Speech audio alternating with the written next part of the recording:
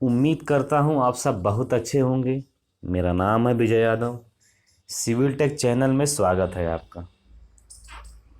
RCC का ये छठा लेक्चर है। इसके पहले के लेक्चर में हमने आपको बताया कि डिजाइन स्टेप सिंगली बीम का जब हम करते हैं तो उसमें सबसे पहले हम इफ़ेक्टिव स्पैन ज्ञात करते हैं। इफ़ेक्टिव स्पैन हमें पता चलता है तो उसके आधार पर बीम की साइज डिसाइड करते हैं। बीम की साइज मतलब बीम की चौड़ाई और बीम की ओवरऑल डेप्थ ज्ञात करते हैं। तो बीम की जो ओवरऑल डेप्थ कैसे निकालते हैं और बीम की जो चौड़ाई होती है वो कैसे निकालते हैं, ये सब मैंने इसके पहले वाले वीडियो में आपको अच्छे से समझाया है। इतना निकालने के बाद फोर्थ नंबर कंडीशन क्या होती है? फोर्थ नंबर कंडीशन होती है प्रति मीटर लंबाई पर बीम पर पड़ने वाले लोड को ज्ञात करते हैं। ठीक है, क्या होता है इसके बाद बीम पर जो है प्रति मीटर लंबाई पर जो लोड आ रहा है उस लोड को ज्ञात करने की आवश्यकता पड़ती है। ठीक है, तो अब यहाँ पर यह समझना होगा कि बीम पर किस प्रकार के लोड आते हैं। ठीक है, बीम पर किस प्रकार के लोड आते हैं। तो बीम पर जो है दो प्रकार के लोड आते हैं। पहली बात तो ये समझना है, पहला लोड क्या होता है? लाइव लोड होता है। लाइव लोड, इसको जो है सुपर इम्पोज्ड लोड भी कहते हैं। क्या कहते हैं? सुपर इम्पोज्ड लोड भी कहते हैं। अध्यारोपित भार, हिंदी में अध्यारोपित भार कहते हैं। चलो, सेकेंड नंबर क्या होता है? सेकेंड नंबर होता है self load of the beam. क्या होता है? Self load of the beam होता है। बीम का जो खुद का भार होता है वो होता है। दो चीज़ें समझिए आप। पहले प्रति मीटर लंबाई पर बीम का जो है वेट निकालना होता है। पहला वेट क्या होता है उसका? लाइव लोड होता है, अध्यारोपित भार होता है, जिसको सुपर इम्पोज लोड कहते हैं। ये क्वेश्चन में दिया होता है। अगर आप जब डिजाइन करने के लिए आपको दिया जाएगा तो वहाँ पर क्वेश्चन में आपको दिया रहेगा कि सुपर इम्पोज लोड आपका इतना है। ठीक है, सेकंड नंबर क्या होता है? हमको self load of the beam निकालना होता है।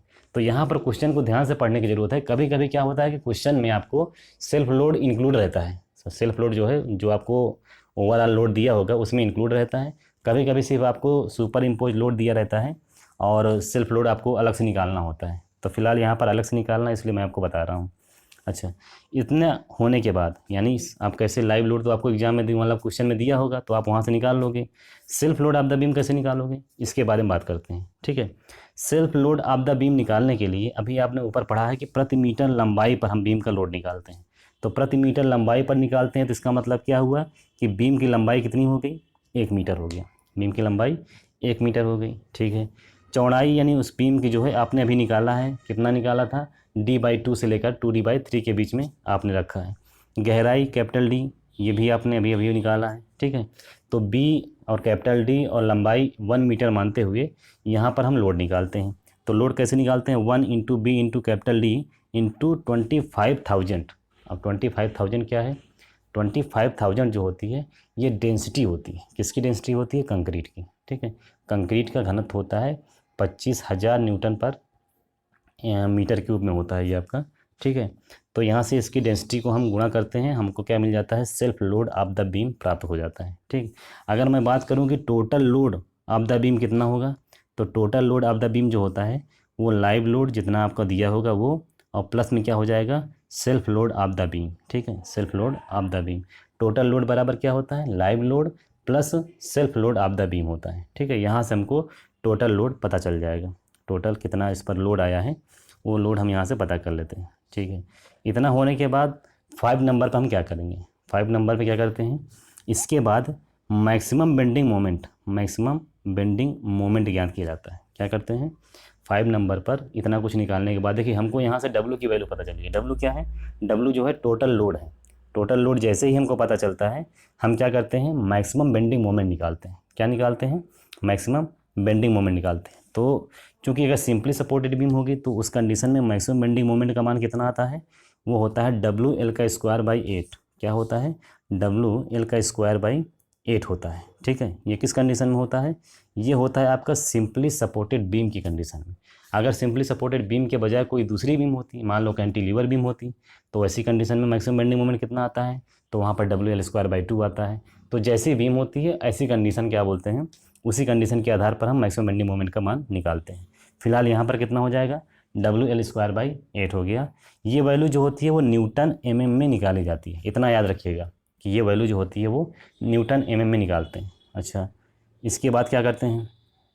इसके बाद 6 नंबर पर आते हैं।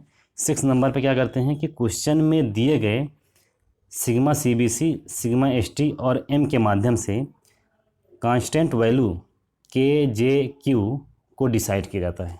ठीक है, क्वेश्चन में आपको सिग्मा CBC, सिग्मा ST और M ये आपको दिया होगा। ठीक है, अगर सिग्मा CBC दिया है, सिग्मा ST दिया हुआ है और M नहीं दिया है तो आप फार्मूला यूज़ कर सकते हैं। M बराबर होता है 280/3 इंटू सिग्मा CBC। ये हमने आपको इसके पहले वाले लेक्चर में बताया हुआ है। या फिर M दिया होगा और सिग्मा CBC नहीं दिया होगा तो आप जस्ट इसका उल्टा कर सकते हैं। ठीक, तो इसके आधार पर हम कांस्टेंट वैल्यू निकालते हैं KJ और Q के बारे में। ठीक है, KJQ ये क्या होते हैं, ये कांस्टेंट वैल्यू होते हैं। इनके डायरेक्ट फार्मूले हैं, यहाँ पर लिखे गए हैं, इसको आपको याद करना है। ठीक है, K की वैल्यू क्या होती है, ये होता है आपका M इंटू सिग्मा CBC अपान में क्या होता है M sigma CBC plus sigma ST। यहाँ से हम क्या निकालते हैं, K की वैल्यू निकालते हैं। J की वैल्यू क्या होती है, J बराबर होता है आपका 1 - K/3। क्या होता है, 1 - K/3 होता है। फिर बात करते हैं Q की वैल्यू कैसे निकालते हैं। Q की वैल्यू निकालने के लिए क्या होता है, Q बराबर 1/2 KJ और सिग्मा CBC। क्या होता है, Q बराबर 1/2 KJ और सिग्मा CBC होता है। ठीक है, अच्छा ये KJ और Q निकालने की आवश्यकता क्यों पड़ रही है, क्योंकि यहाँ से अगर हम कांस्टेंट वैल्यू निकाल लेंगे तो मोमेंट ऑफ रेजिस्टेंस हो गया, बाकी आपका जो है एरिया ऑफ स्टील निकालना होगा, तो ये सारी वैल्यू जो है हमको बहुत आसानी से प्राप्त हो जाती है। ठीक है, अच्छा अब यहाँ पर मोमेंट ऑफ रेजिस्टेंस की बात आई, तो मोमेंट ऑफ रेजिस्टेंस कैसे निकालेंगे, तो वहाँ पर MR का फार्मूला होता है, MR बराबर होता है QBD का स्क्वायर। क्या होता है, QBD का स्क्वायर। ये आपका वही Q है जो यहाँ पर आपका दिया हुआ है, ये वाला Q जो दिया हुआ है, Q बराबर 1/2 K into J into sigma CBC। ये वही Q यहाँ पर रख करके BD का स्क्वायर रख करके MR की वैल्यू निकाल लेते हैं। ठीक, आई थिंक इतना आपको समझ में आया होगा। अब आगे हम बात करते हैं 7 नंबर पॉइंट पर। 7 नंबर पॉइंट पर क्या करते हैं, यहाँ पर क्या दिया हुआ है कि अब इन कांस्टेंट वैल्यू के आधार पर, क्या दिया है, अब इन कांस्टेंट वैल्यू के आधार पर मोमेंट ऑफ रेजिस्टेंस ज्ञात करते हैं। मोमेंट ऑफ रेजिस्टेंस क्या होता है, BD के फॉर्म में ज्ञात करते हैं। BD के फॉर्म में ज्ञात करने का मतलब वही जो फार्मूला मैंने आपको बताया कि MR बराबर क्या होता है, ये होता है QBD का स्क्वायर। ठीक है, QBD के स्क्वायर के आधार पर हम क्या करते हैं, MR की वैल्यू ज्ञात कर लेते हैं। MR क्या है, मोमेंट ऑफ रेजिस्टेंस है। ठीक है, मोमेंट ऑफ रेजिस्टेंस है। अच्छा अब क्या करते हैं, इसके लिए मैक्सिमम बेंडिंग मोमेंट को मोमेंट ऑफ रेजिस्टेंस के बराबर करके D का मान ज्ञात करते हैं। मतलब इसके बाद क्या करते हैं, इसके बाद जो है आपका मैक्सिमम बेंडिंग मोमेंट आपने इससे पहले ऊपर निकाला, क्या निकाला था, WL का स्क्वायर बाई 8। ठीक है, ये न्यूटन mm में था, आपने इसको निकाला। ठीक, मोमेंट ऑफ रेजिस्टेंस क्या होता है, QBD का स्क्वायर है, ये आपने निकाला। अब इन दोनों को क्या करते हैं, बराबर कर देते हैं, तो WL स्क्वायर बाई 8 ये बराबर हो जाएगा QBD का स्क्वायर। यहाँ से आपको सारी वैल्यू पता होगी, सिर्फ और सिर्फ स्मॉल d नहीं पता होगा, इसी की वैल्यू निकालनी होती है। क्या होती है, स्मॉल d की वैल्यू यहाँ पर निकालनी होती है। ये आप सारी वैल्यू यहाँ पर रखेंगे एग्जाम वाला जो है क्वेश्चन में, रखने के बाद क्या करेंगे, स्मॉल d की वैल्यू यहाँ से निकाल लेंगे।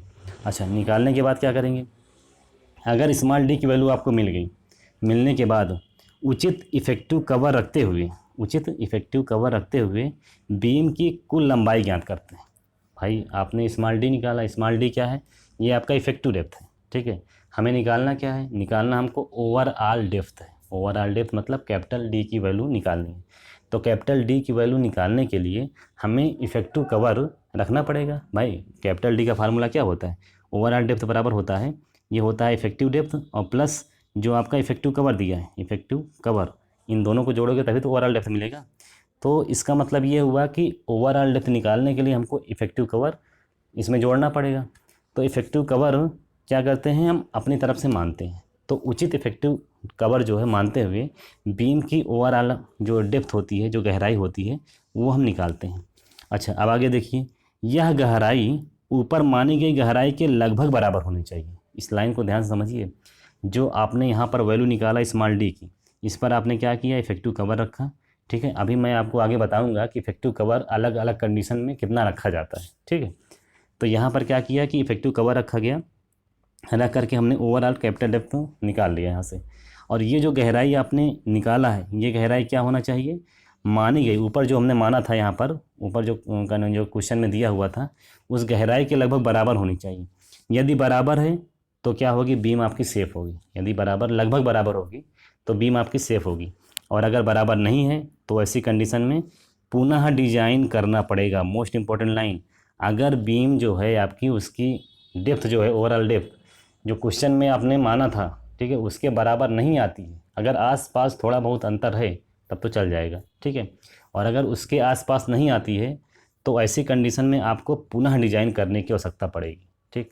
फिर हम क्या करेंगे, फिर से वहीं से स्टार्ट करेंगे, फिर डी को मानेंगे, डी को मानने के बाद फिर से हम क्या करते हैं, अलग अलग बढ़ते हुए मोमेंट ऑफ रेजिस्टेंस निकालते हुए, लोड निकालते हुए, मैक्सिमम बेंडिंग मोमेंट निकालते हुए, दोनों को बराबर करते हुए फिर से डी निकालेंगे। फिर हम चेक करेंगे कि मान लीजिए हमारा ये बराबर लगभग आ रहा है कि नहीं आ रहा है। अगर आता है तो फिर बीम सेफ रहेगी, नहीं आता है तो फिर से डिजाइन करेंगे। ये प्रोसीजर आगे बढ़ता रहता है। इसके बाद क्या करते हैं, इसके बाद खंड में प्रयोग होने वाले प्रबलन इस्पात के क्षेत्रफल को याद करते हैं। Most important line. इसके बाद खंड में जो प्रबलन इस्पात हम प्रयोग करें हैं, ठीक है, कितना करेंगे उसको हम याद करते हैं। प्रबलन इस्पात मतलब AST। AST क्या होता है, एरिया ऑफ स्टील। स्टील का जो एरिया है वो हम निकालते हैं। कैसे निकालते हैं, फार्मूला होता है MR बराबर AST into sigma ST into Z. क्या होता है, फार्मूला होता है AST into sigma ST into Z. अब जेड क्या है, जेड आपका यहाँ पर लीवर आर्म है, आपको याद हो लीवर आर्म भी हमने आपको पढ़ाया है क्या होता है, ठीक है। तो यहाँ से MR आपको पता होगा, सिग्मा ST पता होगा, जेड आपको पता होगा, आपने निकाल लिया होगा, बस AST निकालना होगा। तो हम पुनः क्या करते हैं, AST को एक तरफ कर देते हैं, फार्मूला बन जाता है हमारा MR अपान में सिग्मा ST इंटू जेड, ठीक है। यहाँ से हम AST निकाल लेते हैं, ये mm² में हमारा मिल जाएगा। एरिया ऑफ स्टील है, एरिया है तो mm² में आएगा, ठीक है। अच्छा, यहाँ से हम क्या करते हैं, एरिया ऑफ स्टील निकाल लिया। अब क्या करेंगे, अब जो है इसी क्षेत्रफल के आधार पर, जो क्षेत्रफल निकाला गया है इसी के आधार पर छड़ों की उपयुक्त डायमीटर को, उपयुक्त डाया को डिसाइड किया जाता है और नंबर ऑफ द बार ज्ञात करते हैं। समझ रहे हैं आप, समझिए इस लाइन को। इसके बाद AST हमने निकाला, AST मतलब एरिया ऑफ स्टील, इस फार्मूले से निकाला, mm² में आया। अब क्या करेंगे, अब जो है उचित माप की, उचित डायमीटर के माप की बार का यूज़ करते हुए नंबर ऑफ बार यूज़ करते हैं, ठीक है। नंबर ऑफ बार का फार्मूला क्या होता है, नंबर ऑफ बार निकालने का फार्मूला होता है N बराबर क्या होता है, AST अपान में एरिया ऑफ ए बार। मतलब क्या होता है, टोटल एरिया ऑफ स्टील कितना है वो, और एक बार का एरिया कितना है वो, दोनों को डिवाइड करते हैं, नंबर ऑफ स्टील हमको पता चल जाता है, नंबर ऑफ द बार पता चल जाता है, ठीक।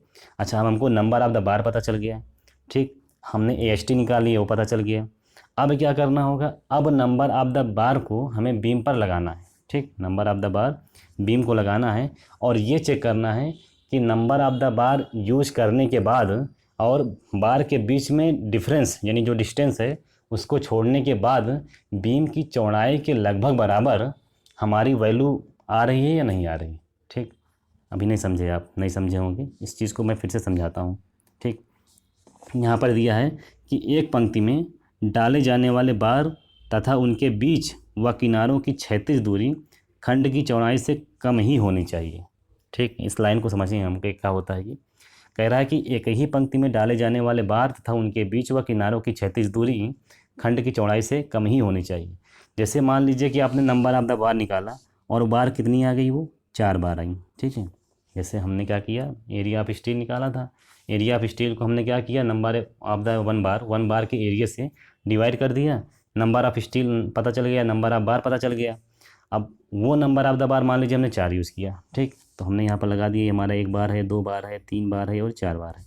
तो इस बार का कुछ डायमीटर होगा, वो डायमीटर हमने यहाँ पर मान लिया क्या है, वो फाई है, क्या है, फाई है, ठीक है। अच्छा, दो बारों के बीच में जो डिस्टेंस है वो डिस्टेंस कितना होता है, लगभग हम मानते हैं कि फाई के बराबर, यानी जितनी बार होती है, अगर हम सेम साइज़ की बार यूज़ कर रहे हैं तो उसी सेम साइज़ के बार के बराबर ही क्या बोलते हैं, इनके बीच में गैप रखते हैं। और अगर बार की मात्रा कम ज़्यादा है, यानी एक हो सकता है कि बार की डायमीटर जो है वो बड़ी है, दूसरी बार जो यूज़ कर रहे हैं उसकी डायमीटर छोटी है, तो जो बड़ी वाली डायमीटर होती है उतना ही हम गैप क्या बोलते हैं, दोनों बारों के बीच में रखते हैं। बात समझ में आ गई होगी। तो हम मान लीजिए कि यहाँ पर सेम साइज़ के बार यूज़ कर रहे हैं, तो इसमें जो गैप रखेंगे वो सेम साइज़ का ही रखेंगे, ठीक है। यहाँ से भी रखा, यहाँ रखा, ये रखा, और किनारे किनारे भी हमने मान लीजिए रखा। किनारे वैसे तो जितना होता है 1.55 होता है, जो किनारा होता है उसमें जो डिस्टेंस कवर करते हैं, छोड़ते हैं, वो कितना होता है, 1.5 रखते हैं।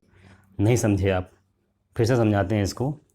मान लीजिए कि ये आपका बीम की निचली वाली हिस्सा चौड़ाई आपका दिया हुआ है, ये बीम का निचला हिस्सा चौड़ाई दिया है। 4 बार हम यूज़ कर रहे थे, एक बार यहाँ यूज़ किया, 2 यूज़ किया, 3 यूज़ किया और 4 यूज़ किया, इस तरह से यूज़ किया।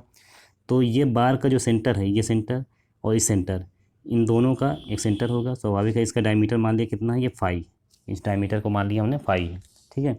तो इस बार के बीच में जो गैप है, ये गैप कितना रखेंगे, ये 5 रखेंगे।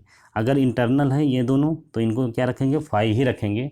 और बात करते हैं किनारे पर, किनारे पर इसकी वैल्यू कितना रखा जाता है, ये होता है 1.55, ठीक है। जितना 5 होगा उतना ही 1.5 हम इसको रखेंगे, ठीक है। तो ओवरऑल अगर मैं सबको जोड़ूँ तो कितना हो गया, 4 बार यूज़ किया तो 4 5 तो यही हो गया, 4 5 ये हो गया, ठीक है। 1 2 3, ठीक है, एक वाला हिस्सा ये, 2 और 3, इनके बीच में गैप कितना है, 3 है, तो इसको 3 जोड़ दीजिए और ये हो गया आपका 4 + 3 5 हो गया इतना। अच्छा, और देखिए इधर किनारे 1.5 5 और इधर किनारे कितना हो गया 1.5, 1.5 5 इधर हो गया, तो 1.5 आप जोड़ दीजिए कितना हो गया 3 हो गया, तो 3 5 और। मतलब अगर हम ये बात करें कि ओवरऑल चौड़ाई कितनी आई, तो एक तो 4 5 ये हो गया आपका, ठीक है, जो 4 बार दिए गए हैं, इनके बीच का गैप हो गया 3 5 और उसके बाद 1.5 इसको जोड़ दिया तो ये हो गया 3 5। तो कितना हो गया टोटल जो हो गया आपका, वो 10 5 हो गया। कितना हो गया 10 5 ओवरऑल हमको पता चल गया। तो कहने का मतलब ये हो गया कि टोटल अगर बीम की चौड़ाई हमारी कितनी है, 200 mm है। टोटल तो बीम की जो चौड़ाई है वो 200 mm है।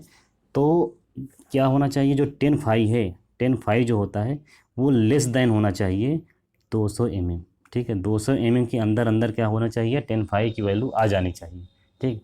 अगर क्या होता, जस्ट उल्टा होता कि 10 5 इज़ ग्रेटर देन 200 mm होता, ठीक।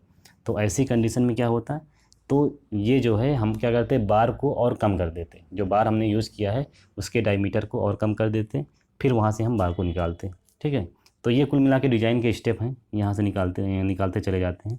अच्छा, इतना करने के बाद आप समझिए, इतना करने के बाद अब हम क्या करते हैं, जो भी डिज़ाइन हमारी होती है वो लगभग लगभग कंप्लीट हो जाती है।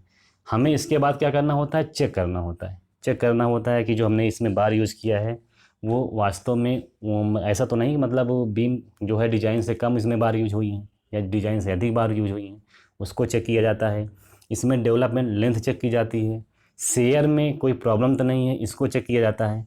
तो ये सारी चीज़ें जो है चेकिंग वाली जो चीज़ें हैं वो अगले चैप्टर में हम लोग पढ़ेंगे, अगले लेक्चर में पढ़ेंगे। आई थिंक आपको यहाँ तक लगभग लगभग समझ में आया होगा। और अगर आपको ये सेशन पसंद आता है तो प्लीज़ वीडियो को लाइक करें, चैनल को शेयर और सब्सक्राइब करें। थैंक यू, धन्यवाद।